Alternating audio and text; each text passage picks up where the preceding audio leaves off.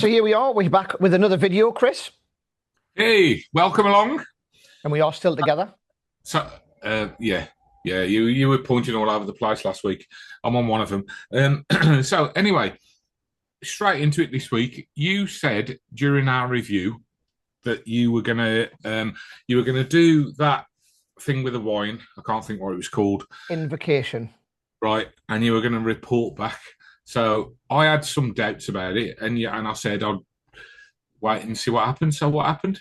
You've done it, I Yep, understand. I did do it. Yeah. I set it up live during a gig. The first thing I will say, if you're doing weddings and stuff, you'd be surprised, or any corporate function, a lot of the place I did already had plates on the table. So the plates are there, but it's like an outer plate, and then they put the other plate on top of it. Does that not happen down there? You know So what you'll usually get a side plate where they put bread or something. no, so I did a wedding yesterday as well, and it was the same. I don't know if it's just up here then. There's like a big plate on every single placemat, and then the Uh, plate, they bring us another plate which goes on top of that, and that plate stays there for the duration. So your starter normally, goes on there, then your main goes on right? there, Nah. and it keeps. Normally down here, like you'll just have a space, and then you'll have like a napkin or Right, okay. on top of Well, it. I mean, I don't think this will be at every show because I did a show yesterday and they didn't have plates on the tables at that point. But the place that I did last week did. So I did do it. I set it up in front of them. I had already gimmicked the napkin. I didn't literally load the thing on the napkin before I started. I preloaded that in my close-up case back there, and I walked up the table with it. I'd already done stuff on this table, bearing in mind I'd done all my opening stuff like that, and I went back and did it on a table. So it was like a callback, yeah. Yeah, it was a callback. So I went back, and as I picked the plate up, I'd obviously pretended I was cleaning it and I'd just written it on.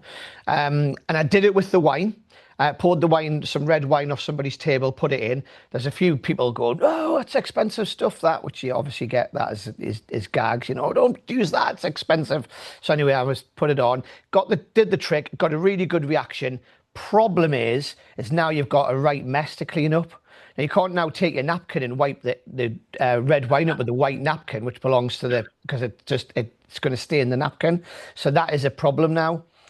Is cleaning it up. So So you've got red wine and you've got the thing that you've put on the plate.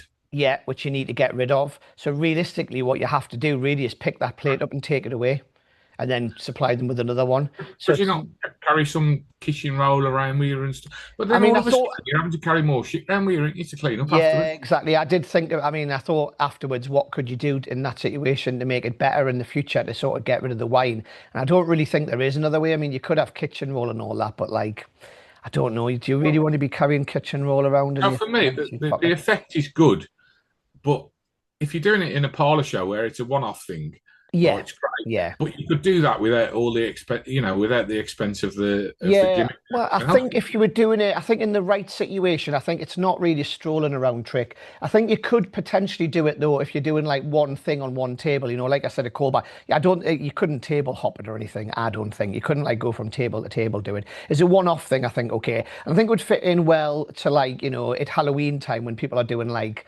your spooky shows and stuff like that, or you've got, yeah, So here's a even, question then: will yeah. you do it again at a gig? And I think I know the answer. No, no, I wouldn't do it again. It did get a really good reaction, mind. I thought it would. It I'm got a sure. really good Do you know reaction. what? But The amount of I the like amount any of sort of tricks card I've reveal. yeah, the amount of tricks I've passed up because they don't, they're brilliant tricks, but they don't reset quickly, or they leave a mess, or they take up too much pocket space, or whatever.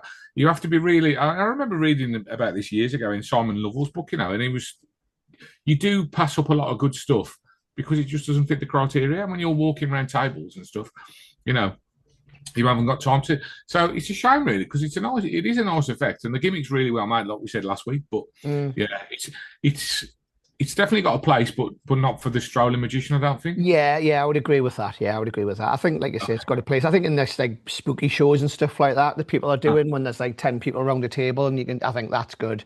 I think it would work okay, well for that. So, like you said, it will suit some people, but it's not something I will do again because it's just too messy to get rid of, really. right. So Um, so you mentioned earlier that you had interesting gig on Thursday night. I Tell me about did. that. Yes, I thought I would quickly talk about this because I didn't have an out. It kind of made its own out actually, but I'm going to tell you what happened. Now I've done some rough gigs in my time, and it was a wedding. And it was where was it? Was it a place? What was it called again? I can't remember what the venue's called now. It's up in Alnwick near Newton Hall. Anyway, and this guy was, oh no, it wasn't. It was a George Washington Hotel in Washington here. Anyway, I was doing, and it was all full of travellers and stuff. This job, so it was rough, right? Effing this, effing that. The blokes with big tattoos all over their arms and stuff. It was rough. So I brought myself down a level, right, a little bit, as you do when you're working. But anyway, I went up to one table, right, and I did my normal flash paper, go up the table, light the thing, light the flash paper, change into a coin, and the light has disappeared. Before I had a second to do anything, this arm reached across from behind us. A bloke had come behind us and he just grabbed the coin out of my hand, which if you don't know is a bit bite out coin. He just grabbed the coin and just walked off. And then he come back about 10 seconds later, tore the coin in half, ripped it in half, and went, "There's your effing trick coin," and chucked it on the table in front of us. And I'm just stood there Oh, like, I didn't have an out. And everybody around the table was like shocked. They were like, the guy was absolutely high as a kite on yeah, drugs or whatever. yeah.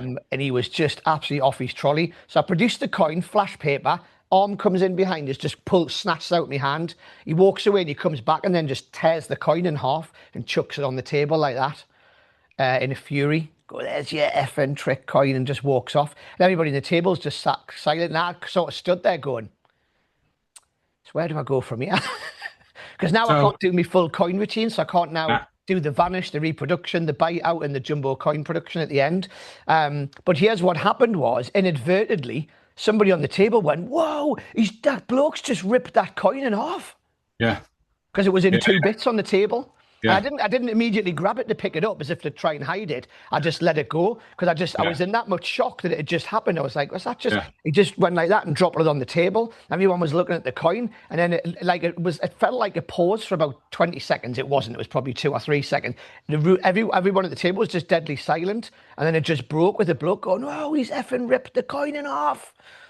And then I just picked it up like that and I went and I just put it in my pocket and then just carried carried on on. with my That's all next you can do, routine. isn't it? What Um, can you do? well, what I did next was I thought, Did right, you offer him out? he was already gone. He was away. He's like, Yeah, yeah, like you would anyway if he's this. he was massive, man. He was humongous. He was like a big gorilla. Um, but yeah, I was just really taken aback. I mean, I've done some rough jobs in my time, but like, I was just in I shock. I've always found the rough jobs like that. I mean, I did a wedding a few years ago, and I ain't sure if we didn't talk about this, and it was a similar sort of thing.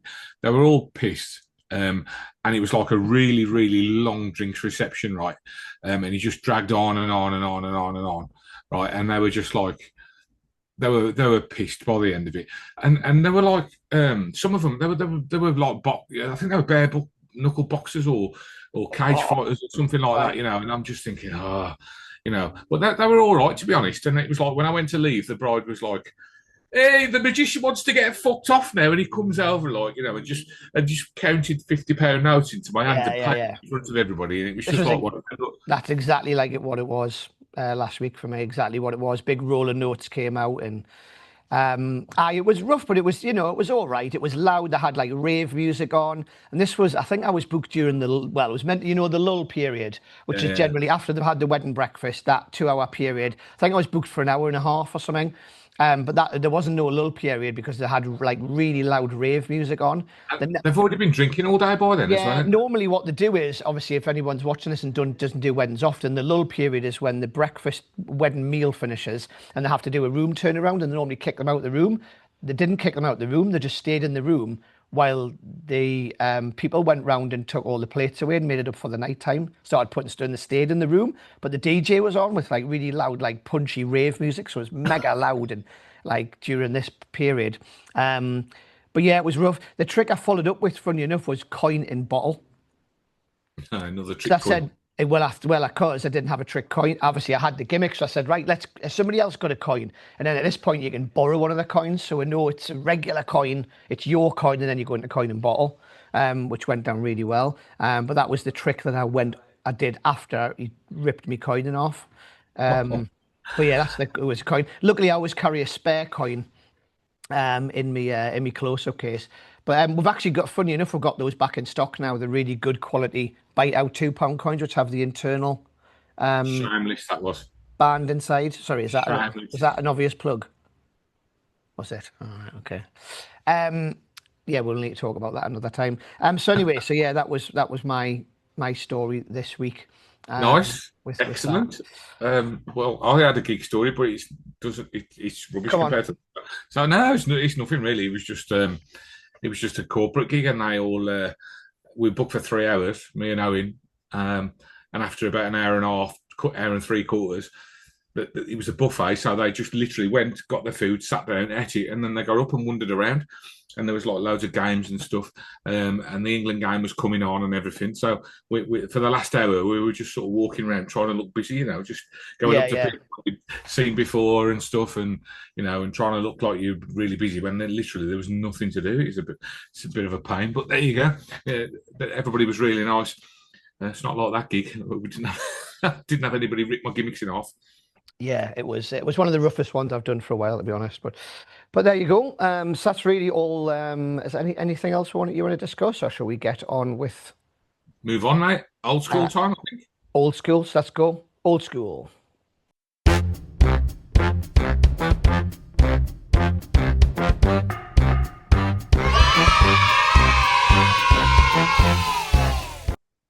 Okay, so over to old school. And this is old school, but new school. Does that make sense? No. And I'll tell you why, because it's an old trick of Magicbox's, but it was re-released.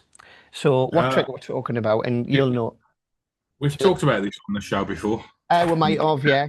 The reason I wanted to bring this into old school, because this dates back to 2005. Was the original one of these. So this is it here. It's called Insertion, and it's a self-working card through window effect, and it's by a guy called Brian Huang, who was based in Thailand, I believe, but he was studying here in Newcastle at the time, and he came to Magicbox with the idea, and obviously we produced it. I think he made them originally, I think.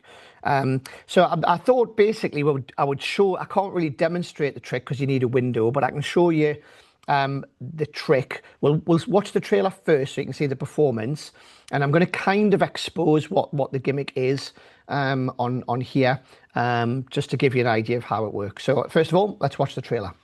Hi, Graham here at Magicbox, and this is a studio performance of Insertion. It uses a pack of cards, which you can see are all different. 52 cards, 52 choices. It is a regular deck. You can use any deck that you like. I'm going to riffle through the cards. Anna behind the camera, she's just going to call out stop. Wherever she likes, just call out stop, Anna. Here, have a look at the cards, remember what it is.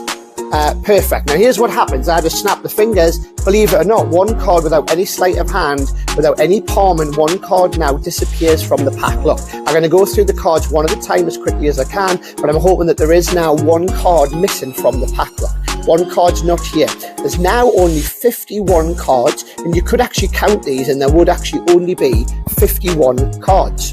But you might notice behind me, because the card doesn't disappear, it transports. And just behind me, you'll see that there's a question mark just on the window. If I remove the question mark, you'll see behind there is actually a playing card. You can see the playing card is in fact taped to the window here, right? It's taped to the window. But here is the really cool bit. If I take the card and take the tape, watch closely, don't look away. All I do is I rub that card, I rub it like this, and what that does, it makes the card go through the window right onto the other side of the window, just like that. Now the spectator can now reach over, remove the card from the window, retrieve it, they can keep that as a souvenir, and that is Insertion. So there we go, that's the trailer. That's me just performing it here in the shop for the trailer. So it gives you an idea of exactly how it works. Now I've got here the sort of, if I can get this in shot, angle that down a little bit.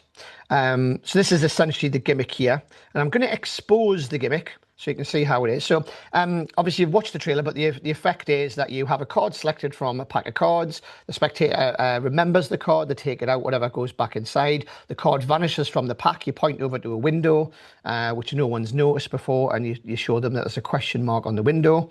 You remove the question mark from the window, and stuck on the glass is their card. It's stuck on the glass.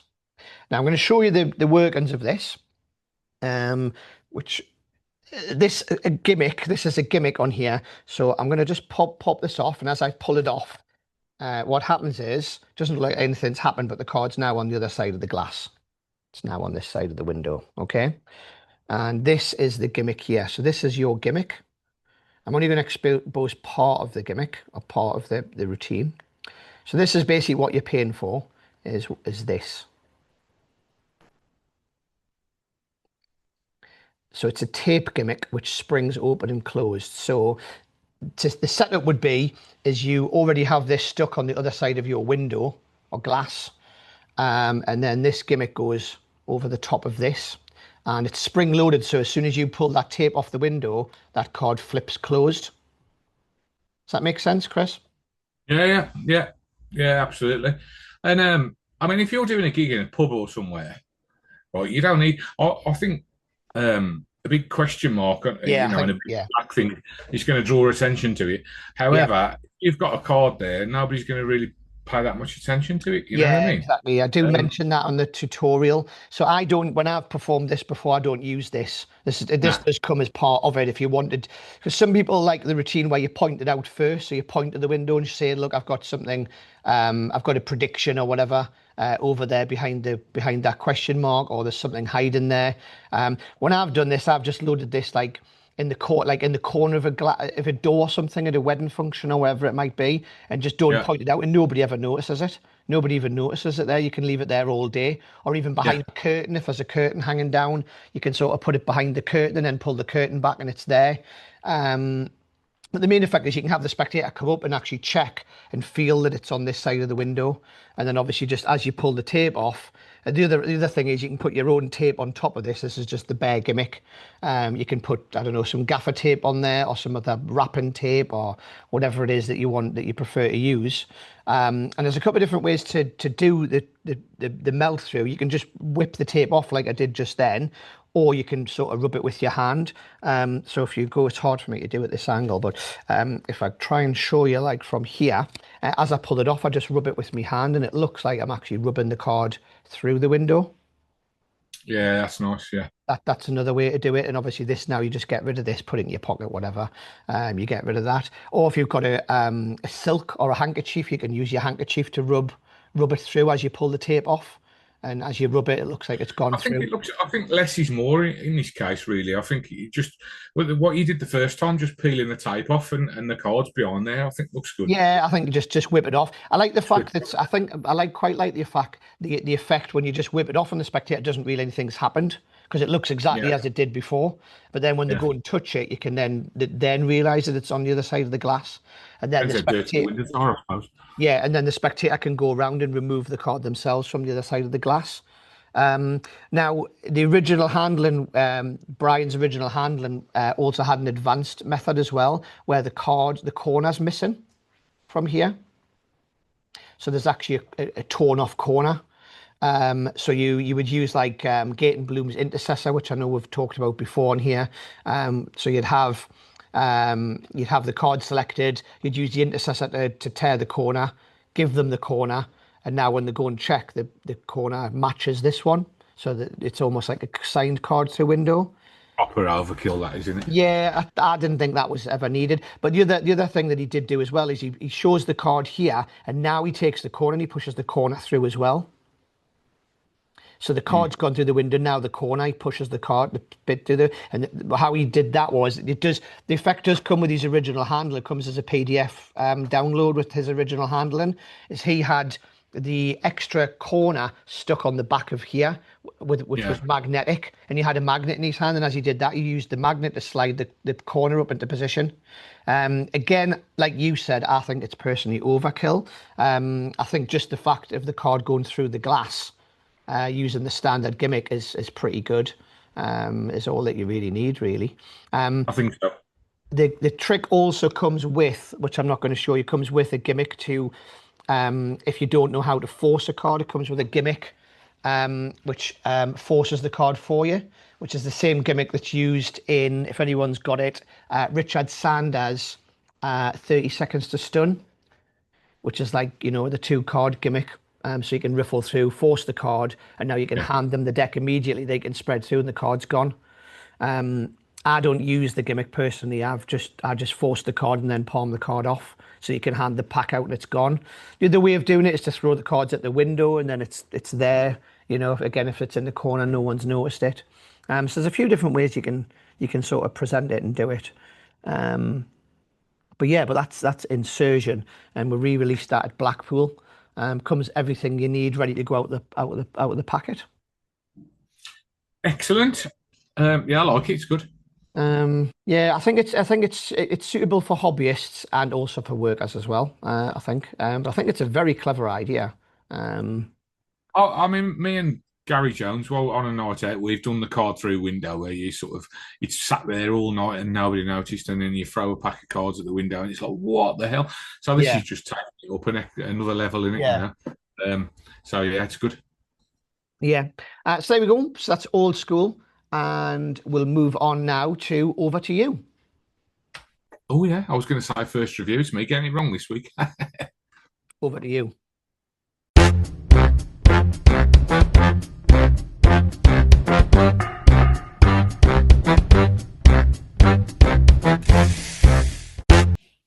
Okay. Right, so this is over to you, and I believe we've got a couple of questions this week. So the first question we had is somebody who comes in the shop as a customer of mine, and they asked, what are yours and mine EDC, which, if anyone doesn't know, that's everyday carry. So I thought that would be quite interesting to discuss. This is tricks that you have maybe on you when you're not performing. You're out and about, you're at a petrol station, and somebody goes, hang on, you're the magician, do a trick. And you haven't got your deck of cards on you, unless your deck of cards is an EDC, and you have to do a trick on the spot. What do you do, or what have you got on you that you can do? So I'll let you go first, if you have one. I don't always carry one. Or do you just say, no, I'm busy, mate? I've got a digital force bag on my phone. So I can do something if I need to. And if I'm working on something new, I'll normally have that with me, like a new packet trick or whatever else. If I'm going out for a night out, if I'm going to the pub for the night or meeting up with friends or whatever, I will always take something with me. So I'll have a pack of cards with me and maybe coins or a gimmick or something like that, right? So if I'm going out for a planned night out, I do have something with me. But if I'm about, like I've been out this morning and milling around, and I didn't take anything with me now. Okay, all right. Can you explain, just for people who don't know, what digital force bag is? You don't have to obviously give it away, but what is it? What's the effect? It's basically an app, and it's like one of those springboard apps. Really, you can force anything on a list in the notes. So I've been using it quite a bit at gigs with a routine that I saw Steve Della do at one of his lectures. But you could force, like, for example, I've got mine set to the 100 greatest movies of all time, and I can force Jaws. In fact, I've got it. So that's the list here. So you go into the 100 greatest movies of all time. You go through to the number that they thought of, and then I would just say to them, "Okay, so do you know this film?" And yes. Can you imagine the soundtrack? And they go, "Yeah." Okay, so I want you to think about the soundtrack. Okay, just play it through in your mind, and I'm going to try and pick up on it. And it's like, doo-doo, doo-doo, doo, and just something like that, and you can reveal what movie they're thinking of. And it's a great app. It's brilliant. Yeah, it is a great app. I think a lot of people, a lot of magicians have the app. Because it's so versatile, isn't it? You can use it for so many things. People use it not just as an EDC. A lot of people use it working. A lot of pros use it. A lot of people use it on stage. In fact, I saw David Penn use it the other day on one of his videos when he was doing his tech magic with his robot. He used it for something on there, I believe. So it's a well-used app. It's a brilliant app. For anybody out there who doesn't know it, it's a Nick Einhorn product, and I believe you can only get it direct from the Play Store or from the From Apple Store. yeah, Apple Store and stuff. Yeah, so it's Craig Squires and Nick Einhorn. Yeah, Yeah, and I think um, it's available on Android and Apple, I yeah, believe, isn't it? yeah. And Um, you got the standard version, and there's like a pro version as well where you can do two forces in one routine. Um, but you can customize it. So I've had it customized. I got a list for something. I did a list on ChatGPT and then copy and pasted it in, and I can use it for a customizable routine. So you can do it for anything. Or if you're doing, there's one on there that's icons, famous iconic people, I think. So yeah, iconic people. So I've got mine set to Adolf Hitler at the moment.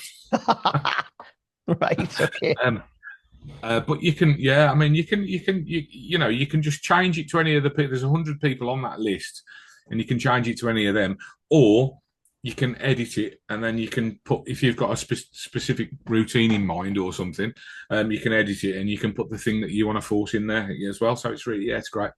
Yeah, I've seen people who have like the screensaver set as the Yeah, celebrity or whatever. So yeah, like Tom close the phone Cruise, down, yeah, yeah, the screensaver is that person or whatever.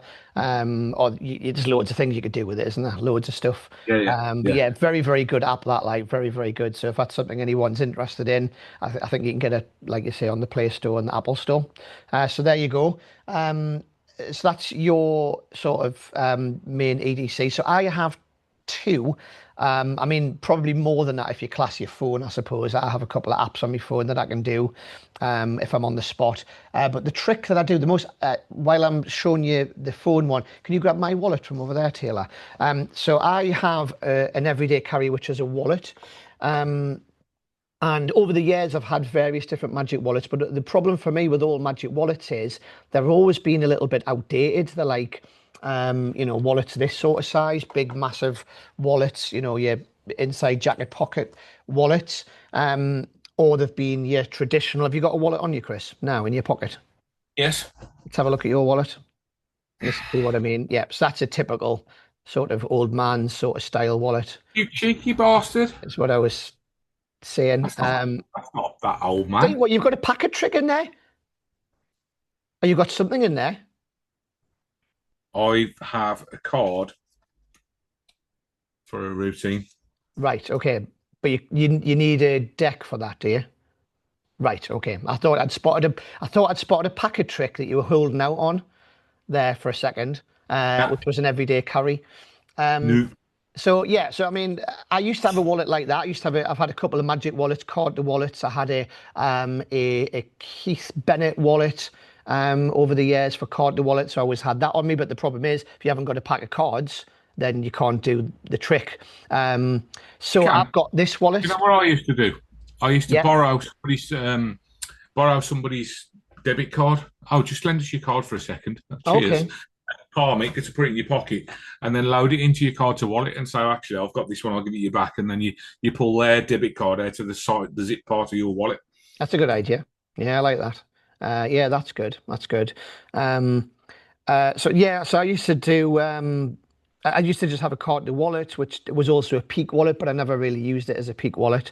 And then So this what's came this out. one then? So Sorry this to came show out us. a lot of years ago. And this is my second one because my first one wore away, but I used it that much.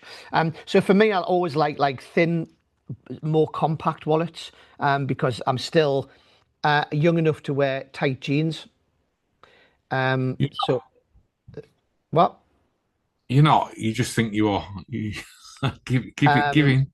So I, so I like to have a thin wallet, and I've had various thin wallets over the years until this came in. But I've always said, like, if you're going to carry a wallet, you may as well carry a Magic wallet if you can find one that fits your style. And this sort of fitted my style. So this is a shadow wallet, and I've always got this on us. And this is probably my first go-to trick that I'll do if someone says, show me a trick. It comes in different styles. This one's a carbon fiber finish, but they also come in black leather or brown leather as well. And these are quite old now. I don't know how many years or how long I'm this I'm has gonna been make. out, I'm but gonna upset you now. come on then. Um, when I was at Alakazam last week doing my academy, Hmm. uh, I picked up a Shadow Wallet too. It's not Oh, there. really? Okay. Right. Well, that sounds interesting. I'd be interested to see what that is. Has it got it's got the card thing in it, the name any card thing? But I'm assuming it has. Because I don't use this as a peak wallet. I only use it as the any card to wallet. So it's got like the index for however many Yes. cards. Yeah, yeah, yeah. So, Okay. I mean, I can. Do you want us to do it, or shall I not do it? Do it. Do it. So this Do is it. this is Do the routine. If somebody says, "Right, you're the magician, do a trick," I'll say to somebody, "Have you got a lucky card, Chris? Have you got a lucky card?" Yes. Before you say what it is, I have a lucky card, and I would put my wallet. I can't put it here because we haven't got anywhere. But imagine I put my wallet on a table or something, or they hold it in the hand like this. So what we're going to do, we're going to come up with a random lucky card for you. All right. So I want you to imagine that we've got some invisible cards here, and we've got. Let's split them in half. So we've got the picture ones and the number ones. I want you to imagine that you pick up one of those. One of those. You had to pick up the numbers or the picture ones. Which ones are you going to pick up? The pictures. The pictures. All right. You sure? You sure? Yeah. Got the pictures. So now we'll split the pictures into reds and blacks. Which ones are you going to pick this time? The reds or the blacks? Blacks. The blacks. And this is, I'm not equivoking. I'm not like, so you pick blacks, yes? You're going to pick every time. So now we'll split them into clubs and spades. Which one will you pick this time? The clubs or the spades? Spade. Sure. So now we've gone we went pictures. We're down to spades. So we've got the jack, the queen, and the king of what? Clubs or spades, did you say? Spades. Spades. So which one would you pick? The jack, the queen, or the king? Queen. Shut up, man. The queen of spades. Really? And you could have thought of any card. You could have named any card in 52 who went down there, right? You see, I mentioned about having a lucky card because I actually have a lucky card. And inside my wallet in here, I don't have 52 wallets and I don't have 52 cards, but I always carry one card around with me everywhere I go. And do you know what my lucky card is? The Queen of Spades. And that's why I always carry this card with me everywhere I go because it's my lucky card. Nice. And that's it. And that's it. Yeah. Um, So yeah, so it comes with that. It does come with that, and the cards to fold up and put in there. Yeah, yeah, yeah. So I love this wallet. I use it. I have it on me all the time, and it's a killer trick because to a spectator, they name any card out of 52, and it's inside your wallet, and you've got one card, and you clearly don't have 52 cards in here. And it kills. It's a killer effect. I think Shadow Wallet's probably the best wallet, in my opinion, out there, just because it's that thin wallet. It was. Well, okay, so there's a new one coming out, so I'm excited to see that. I'm excited to see that when it comes out. I noticed they have actually, I mean, the Shadow Wallet is out because, or they have reproduced some because I think about 2 or 3 years ago they sold out and they hadn't made any more, but they must have found some Alakazam, because we've got a couple on the shelf which came over the last couple of weeks, I think, some Shadow Wallets. It's also a peak wallet as well. But I don't use it as a peak wallet. I don't do peak stuff. But I just think as an any card to wallet. So that's the one thing. That's my everyday carry that I have. And then the other thing I generally do is I do have a couple of, well, I've got a few apps on my phone, but the one I do the most, and you know it because I think you've got it as well, is Duality. Yes. And I use Duality a lot. Not just as an everyday carry, but I'll also use it working and I'll also use it on stage as well. I love doing it on stage. If you've got a projector, I'll plug the phone into the projector and I'll do it on stage. And I love Duality. You use your son in the videos, don't you? I do. I mean, I can quickly show you the video if you want. It'll be ready to go here. Let me open it up. So, Chris, what I want you to do is, this is the effect really quickly. I'll not do it in full. Just think of a number between 1 and 100. Just think of it. Don't tell me what it is.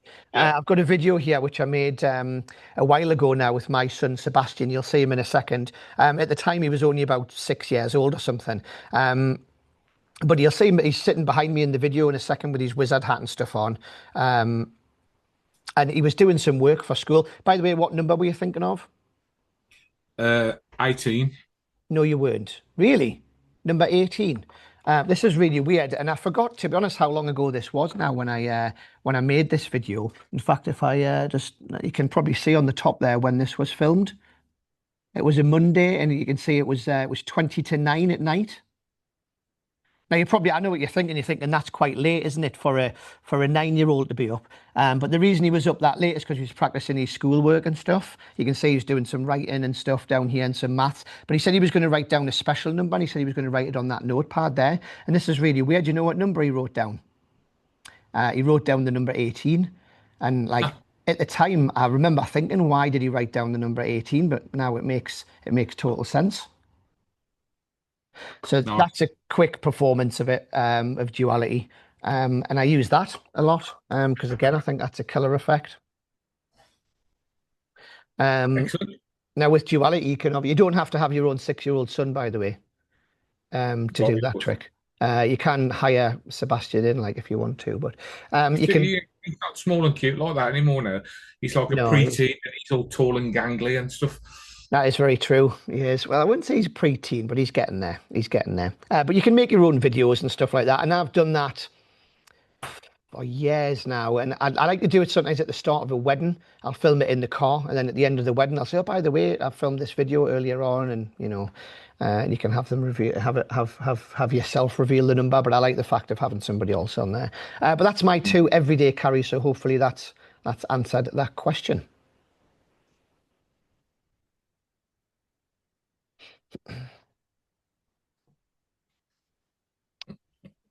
You're not going to say anything here.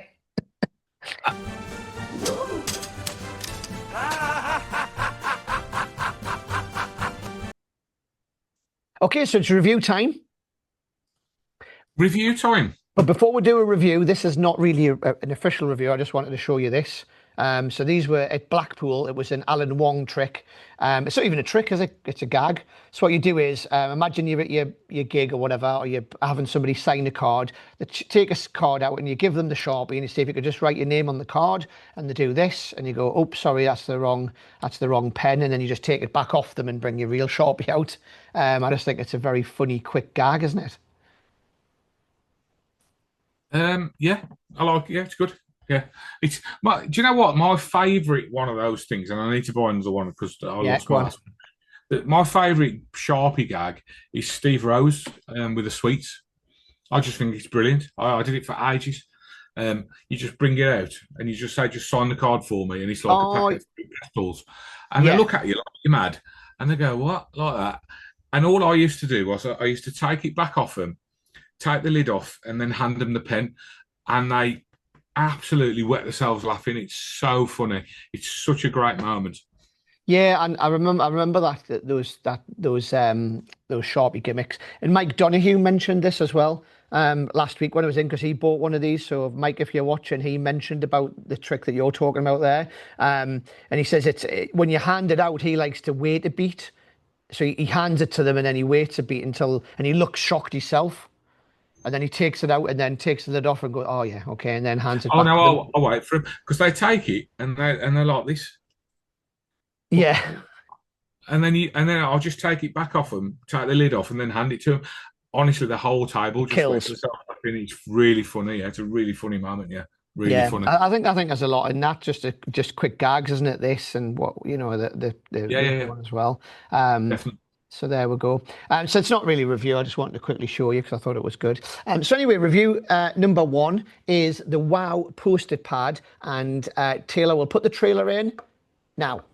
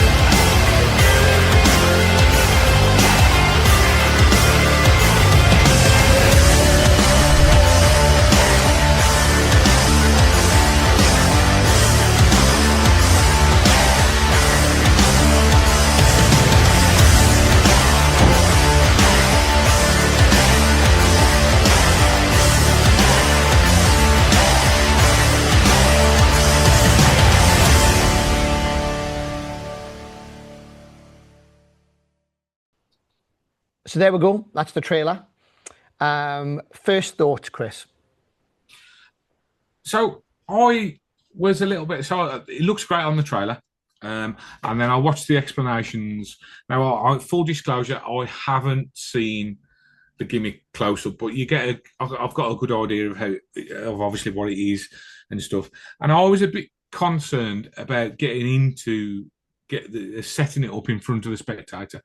However, you've just sort of done it in front of me while we were not being recorded, and I think the angle. I think you have to be aware of angles. I think you Yeah, do have to be. yeah. If you're performing at a table and people are sitting down, you have got to be really aware of that angle of people looking up through that part of your hand there. However, if you can work your way around the angles, it's such a really lovely sort of moment, and you've got like almost like the two card transposition thing with post-it notes. So using the spectator's name. Yeah, I mean that looks great. So I just set it there in front of you. So you'd bring it out your pocket like this with nothing written on there, and you'd literally set it in front of them. And I'm setting it now as we speak. So that's me setting it up now. That's it set. That's it set there. Yeah. So the week to put that back a sec. Put your hand back where it was there. So if anybody is sitting down and they look up there, yeah, right, they're gonna see the gimmick, right? Yes. So you do have to be careful. I would say you're covered from left and right, but I would say, like you said, if you're here and someone's sitting down there, they would see the gimmick. Yes. So you've got to be very, I think it's a little bit angly, angle sensitive. I think, but having said that, I think it's a really good idea. It looks great. And I'm sure anybody who's used to performing and stuff will be able to work out the angles quickly. So yeah, it's great. It's good. Yeah, I think it takes up very little pocket space. And the routine I really liked was the transposition routine where she writes her name and he writes his name and then they change places. I really like that. I thought that's really good. And I think for anybody who likes a lot of people do it, the KISS routine. It reminds us of the KISS routine with the playing cards. Maybe for somebody who's not particularly doesn't like cards, maybe, or isn't confident in doing stuff with cards, you could maybe do this instead. So I think if you're a hobbyist out there, maybe this might be suitable for you. Because it's essentially the same trick, but without any playing cards. I mean, obviously, yes, you can use it to, you can have a card force the card, then say, look, I'm going to write the card on here. You show the Queen of Clubs and change it into whatever the card is. But I think it's better as a transposition. Yeah, if I was going to use that, I wouldn't do anything with playing cards. I'd step away. I think names or whatever is better. Yeah. We already do a million things with playing cards. I think stepping away from that completely. I think it's better as a transposition. I think it's better as a transposition. I mean, that does look good when you just did that. That does look great, to be fair. Yeah, but I like the transposition effect of it better, I think. It's quite well made. You're going to have to replace some parts of it at some point once you've used them. You're going to have to replace the post-it pad, aren't you? Yeah, because obviously once you've changed it, you peel that off and give it to them so that you can see there's no gimmick. You do have to do something to the post-it notes as you're putting it on there. You have to sort of, I'll say you have to trim them slightly. Yes. So I don't know, So I don't know whether you can sort of trim a whole pad. I'm just thinking about the reset might not be the quickest thing. No, it's definitely not. I don't think it's a table hopping trick. I think you'd have to literally, once you've performed it once, you'd have to go somewhere to reset it and come back again. It's one of them, you'd have to play around with it. I think the effect might be worth it. And you might be able to prep a load of the notes ready to just, if it's just that's true. Between the tables, sticking a new one on, then it's not a big deal, is it? Just prep 10 before you go to a gig, which will take 5 minutes, and you're good to go. Yeah, no, that's a good idea, actually. Yeah, you could even just have them in another pocket and just, like you say, stick them. Yeah, it's a good idea, that. Yeah, I like that. Yeah. I'd love the opportunity to, what is it, 30 quid? Yeah, 30 quid, yeah. Yeah, I mean, for 30 quid, it's a great, it's going to be one of them. Go out there, try it, see how it works. Yeah, the tutorial is subtitled, if I remember rightly. So it doesn't have Because There's no, there's just music yeah, it's and just graphics. music over the top Yeah. with some sort of words written on and how to set it up and stuff like that. Ah, But it's not a particularly difficult setup, I don't think. Once you get it out the packet, it'll take you probably 5 minutes to set it, and once it's done, it's done. And then yeah. So there we go. So for me, do I like it? Yes. Would I use it? Probably not for me. I think there's maybe a one-off thing. I will be demonstrated in the shop because I'll have it set up on the shelf ready to go. But as a working sort of thing, I don't think it's a working thing. I think also it'd be good for social media as well. You know, if you're going to do something on social media, it might be good for that as well. Social media yeah, might I be mean, good for that. you could have, couldn't you, book Chris Congreve and then just like that, and then your web address details and stuff like that, So, Yeah, that's a good idea. would you? Yeah, it's a good idea. So quick from you've heard from me, Chris. Do you like it? Yes, Would you buy it? yes, Would you use it? yes. Oh, okay. You're surprised, is there? I'm surprised, is there? I think I would use it if I could get around those angles. If you can get the angles right on that, I think it would get a good reaction. And also, what we didn't talk about is you can customize it, obviously. So if you're doing I did a corporate event for a big organization the other night, you can customize it for that event. So, I could have had, it was Loss Prevention Awards 2026. So, I could have put something on there with the name of the company on there, or you could, if you want to go down the comedy route, it's like you could have Loss Prevention 2026, and then you just go get the beers in or something like that, just to break the ice and make them laugh a little bit. Do you know what I mean? Just Yeah. so you can Yeah, customize that's it for good. your clients, or if you're at a wedding, you could put the name of the bride and groom on there, and whatever. So yeah, I do like it. Yeah, I think it's great. Yeah, Well, good. Okay, let's move on to review number 2. So review number 2, and review number 2 we will is Pulse Pro, and we'll play the trailer. Taylor will cut that in now. After the amazing AnyWeb and AnyWeb 2, Magic Pro Ideas presents Pulse, an amazing magic calculator that you can use on your phone, or even better, on a borrowed phone, using a tiny URL or an NFC tag that you can easily palm to access in a few seconds. You can also hide it on your clothes. You can perform the toxic trick in a much simpler and easier way. You will be able to force the date and time with the exact minutes automatically. And whenever you want, the calculator will automatically give you the result of the date and time with the exact minutes in which it finds you at that moment. Pulse will detect your spectator's phone system, and it will give you an identical iPhone calculator or an amazing modern calculator for Android. And you can magically erase numbers, even the comma and the dots, and also make them reappear on their phones. You will blow their minds. No complicated configurations, NFC tag included. You will love it. You will have incredible routines to perform on stage or in close-up situations surrounded. Fully customizable, iOS and Android. Get it now. Available worldwide. So there we go. That's the trailer.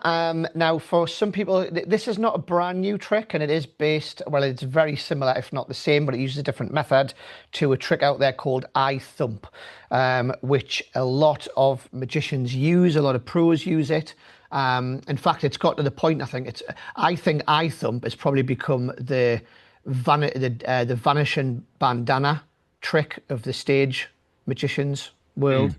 And what I mean by that is everybody's doing it. Yeah, there's very few shows that I see where people don't do eye thump at some point in the show, which is basically what you've just seen on the trailer there.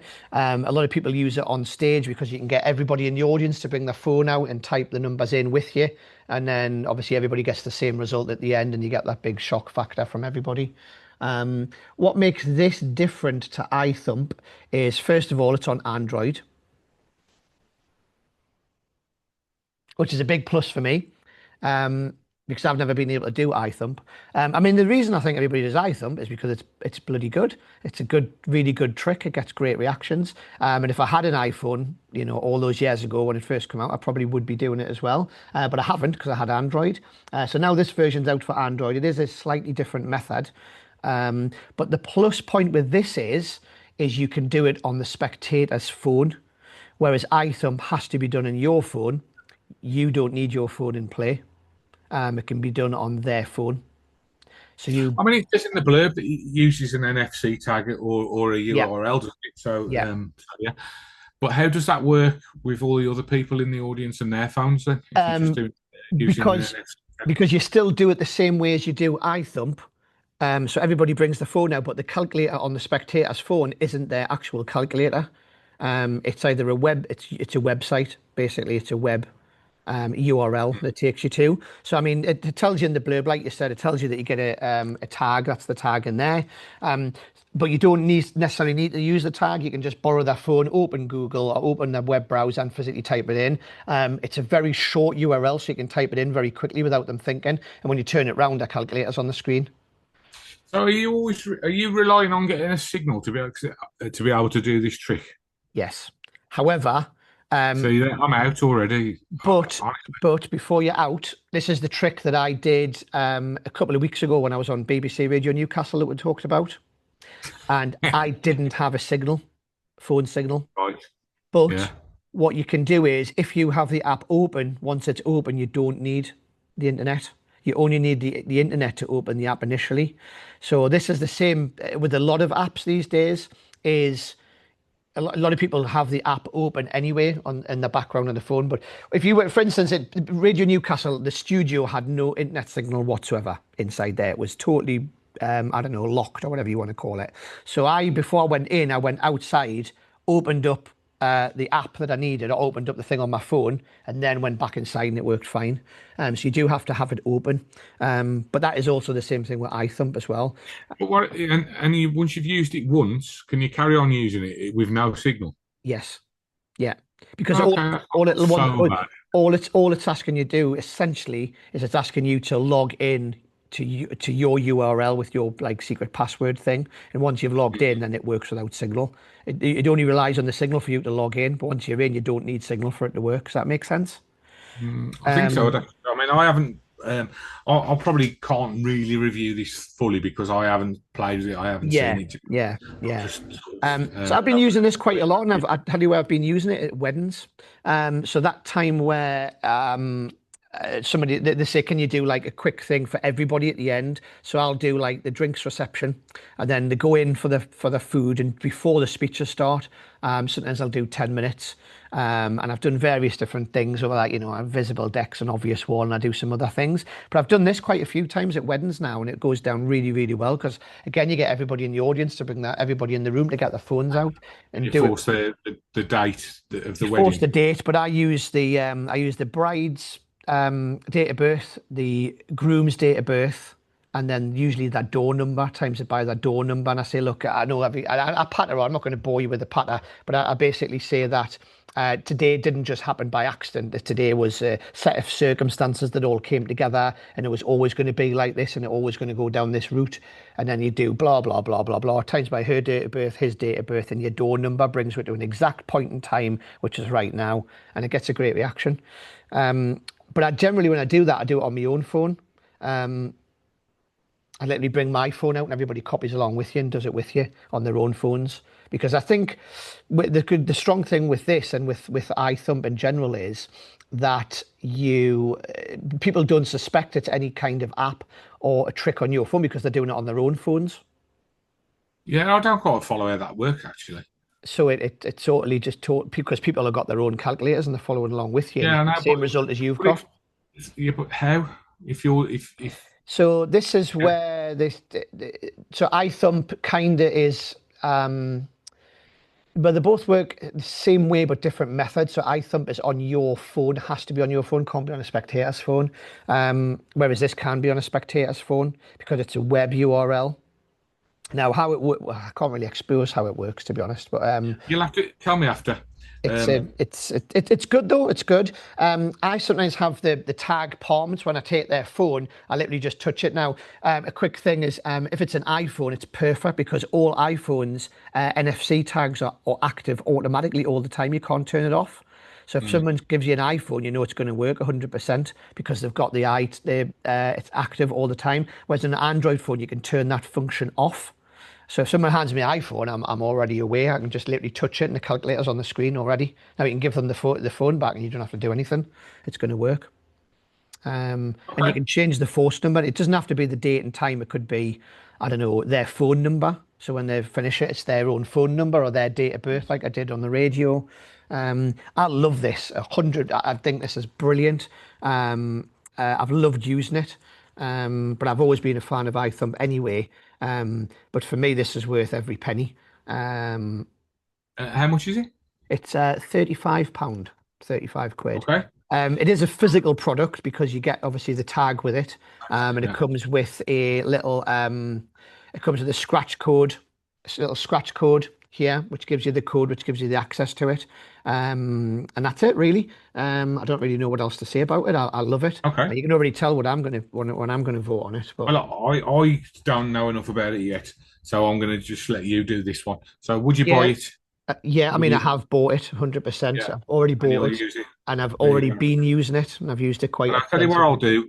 I'll pick it up the next time I'm up there. I'll buy one, and I'll try it out, and it's a gig, and I'll report back later like you did last week. How's that sound? Yep, sounds good. Yep, we'll sort that out. So there you go. That's the reviews. Reviews for this week. Yes. So, well, that's it then, isn't it, really? Keep the questions coming. Anything you want us to look at in the old school, let us know. Before we go, Taylor has reminded me that he's got a podcast out. Who's Taylor? Taylor, what's he called again? What's his surname again? He edits all these videos together. He's called Taylor Graham, and he has his little band of merry men, the three of them, called Mad Magic, and they have a podcast out. And the podcast is a little bit different from normal podcasts, and I'll tell you why. It's because they're all quite young lads. They're all sort of 16, 17 years old, and it's a podcast sharing their view of the magic industry as they see it. And they do see it slightly differently to how us older folks see it, I think. So I think it's probably worth a listen. It's a little bit different. They having guests on and stuff. Where can we find that then? I'm sure Taylor will put a link here. Put a link up there now. Okay. Which will link to their podcast. So it's worth a listen. It's a little bit different. Like I say, they're younger, so they've got a different sort of outlook of magic than what we have. It's just gonna make me feel older, isn't it? Yes, 100%. Yeah. So there we go. That's it for another week. If you've got any questions, please keep them coming. We'll love to answer your questions. And it always sends us down a little rabbit hole of stuff and stories that have happened to her at various different gigs and stuff, doesn't it, Chris? So we enjoy answering your questions. And sometimes it's happy memories, and sometimes not so much. Exactly. So there we go. Until next week, we'll have a great week, everyone. If you haven't already, and we'll see you then. Adios. Where's the thumbs? I did a salute instead. Oh, do you? You salute and I do. Right.